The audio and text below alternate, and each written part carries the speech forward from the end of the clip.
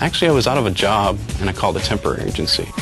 They asked on the phone if I'd like to play video games. I was like, yeah. They did a phone interview, and I came in for a training for a week, and passed the training and started in consumer service. How I see people breaking into the industry is like through consumer service or the test department. And what consumer service does is answer technical questions on the PlayStation, warranty and stuff like that. Whenever you have a problem with a PlayStation, you call up our 800 number and we'll help you out with it. Hello, this is Matthew. I actually started as a tester, and so I knew people who worked here at Sony, and I heard that there was openings here in consumer service. I'm a senior tip writer. Basically what I do is I write tips, hints, strategies, whatever for Sony published games. I started out working some customer service, and from there I went into their test department after about a year. I would like to get into game design or going into 3D animation. What I'd like to do in the industry probably over time is do like produce or games, which like starting as like associate producer, assistant producer. Game design would be really good. But personally, I wouldn't mind getting into the development side.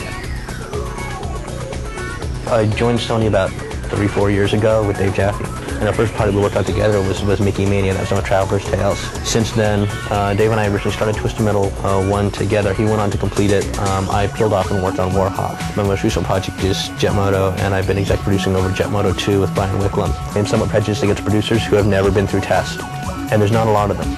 The testers are in a sense a test bed for the guys who've had the game for 2 months, 3 months. And those are the guys, I think, that really are the test of your audience. But for the real gamers, which the industry is getting bigger and bigger and there are more and more real gamers out there, they want their games to give them an experience, something that lasts.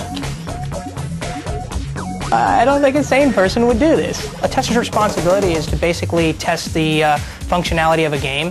For example, a product like Crash Bandicoot. Their responsibility is to die at every location, test all the TNT crates for dying, test all collision, all the walls, barriers, get to the end of the level, collect all the little goodies, secrets, hints, stuff like that. So basically, they need to check everything. I mean, it's not just play it. Play it is something other than testing. Because you see so much product, because you live with it, eat it, breathe it, you become exposed to so many different products that you get more experience in a particular genre, in a particular mechanic, than people get in a lifetime of game playing.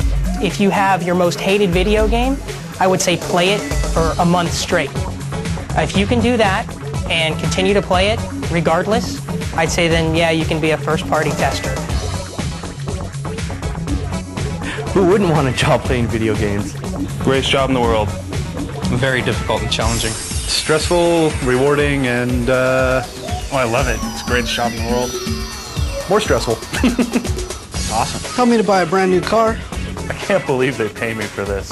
I'm addicted to video games. My job rocks! That's chicks. The job's absolutely wonderful. I love this job. Oh, I love it. It's fun. I love my job. It's the least stressful job I've ever had. It's excellent. Lots of overtime, but lots of fun. It's the bomb. Can't beat it.